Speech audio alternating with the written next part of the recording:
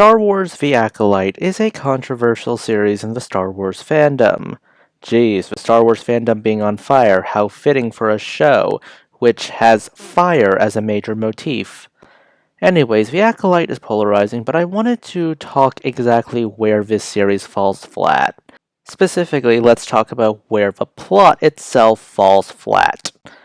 One of the big driving questions of The Acolyte is, what the hell happened on Brendok that caused the events of the series? What happened on Brendok all those years ago that caused May to fall to the dark side and become a Sith Acolyte and go on a killing spree? And then there's Khmer. Is he a Sith Master? Is he a Sith Apprentice? I don't have a problem with the reveal with him being a Sith at all. It actually was done pretty well. It's hard to argue the guy who recites part of the Sith code isn't a Sith. It's kind of the nature of foreshadowing. And the reveal itself was done quite well. Him killing a main character and having her fall down to the ground and then lowering his lightsabers to reveal his face, that's a very strong scene. Though I do wish there were more candidates for the Sith, I guess. I'm not sure if he's the Master or the Apprentice, but I'm just going to call him a Sith. Which brings me to the actual problem with this series. When you are writing any kind of mystery or creating any kind of plot twist, you have one fundamental goal that you need to meet. You need to make that mystery, the answer to that mystery, more interesting than the setup, or you need to make the twist more interesting than the setup around it. The first mystery book that was a full-length novel that my generation read was Harry Potter. Will the twist help you recontextualize the setup, as seen in the first Harry Potter book, where Snape is more antagonistic, only to realize that maybe Professor Quirrell was the bad guy all along and there was foreshadowing to help line that? Does this twist alter the relationship between the characters, or build upon the themes of the series as shown by Dobby's dance in My Hero Academia? To paraphrase Alfred Hitchcock's whole diatribe on suspense, when you show a twist the first time, this will elicit shock in the audience. Upon a second viewing, that audience will no longer be filled with shock, because the shock has already passed. Now, they will be counting down until that twist happens. That audience will be now filled with suspense, and if you foreshadowed your cards very well, they will be basically going through their heads, having a mental checklist of every single thing that happens that foreshadows what's going to come up next. That is good writing. And that, my friends, is the ultimate problem with The Acolyte. We are shown Brendok 2 times. It is very clearly trying to emulate the idea of the Kurosawa film Rashomon. It's also a novel, but the film's more famous. Rashomon, for those of you who don't know, shows us an event, but the events will be in flashbacks that are heavily biased. You will get one character heavily biased towards themselves or their factions, another flashback which is heavily biased towards another character or another faction, and then the truth will eventually come out. This concept is not new. In fact, it has been homaged and done to death a lot. And The Acolyte actively tries to show this off. The first flashback we get is from the witches, and their perspective on the matter. The second time we see the flashback, it's from the Jedi.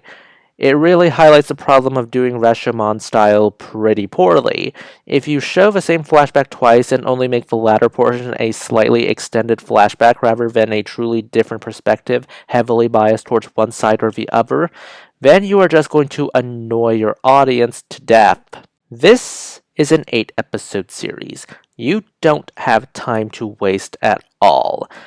So, when we see two sets of flashbacks, and they're slightly different from each other, not really giving us enough difference to actually justify their existence, the audience is going to sit back, and the audience is going to look at this, and the audience is going to go, well, that told us slightly more than what we already knew.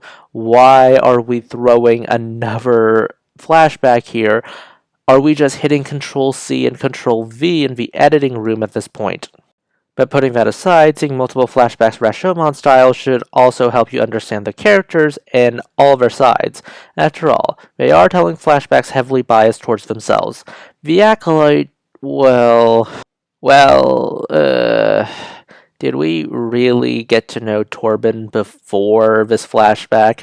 I mean, we just know he felt guilty. He said the Barrage vow, which was a pre-established thing for penitent Jedi. And we really don't care for him after the flashback either. I think the flashback was our first impression of him, if anything, rather than just penitent guy. Also whines a lot, but that's par for the course with Jedi Padawans. Kelnaka, did we really get to know him? Did we? We didn't see him get much characterization in the flashback, and in the present day, before he died, he just went a little batty at the whole the witches possessed him, and then got one-hit insta-killed. Soul, well, he's the main character. I really don't think his desperation for an apprentice to prove himself really added or subtracted anything from the series at all. Oh, what about Master Indara? She got killed off so fast that her flashback appearance is basically her only characterization. That's, not exactly what you want for this series. That is my problem with The Acolyte. The mystery of Brendok, the central mystery of the entire season, really doesn't add anything to the story. It doesn't recontextualize anything, not the characters, not the plot. In fact, it's somehow the only context for some of these characters. Now, it's time for me to get annoyed at The Acolyte purely on personal preferences. Really, which Coven was the best thing they could do? This is the best the Disney budget. Okay, I know that Disney budgets aren't exactly unlimited, but still, this is the best of their creative juices could have mustered, really? This show takes place in the High Republic era. The High Republic content expanded upon or added multiple Force religions out there, and we're all in a conclave on Jedha. Yet we default simply to witches? Kind of boring and insipid if you ask me. In the High Republic era, in this one storyline, we got representatives from the Church of the Force, which is basically if the Jedi fanboys in the real world ended up becoming a religion in and of themselves, and I'm sure that's already a thing in the real world. What about the Elders of the Path? The Elders of the Path are a religion who shuns the use of the Force but still respect it and worship it. What about the Falanasi? They're the illusion makers, and they actually originate from Star Wars Legends, believe it or not, and they're the ones who taught Luke how to project his spirit across the galaxy from The Last Jedi. Then there's Volanto, who use the Force to control plants. They're basically space druids.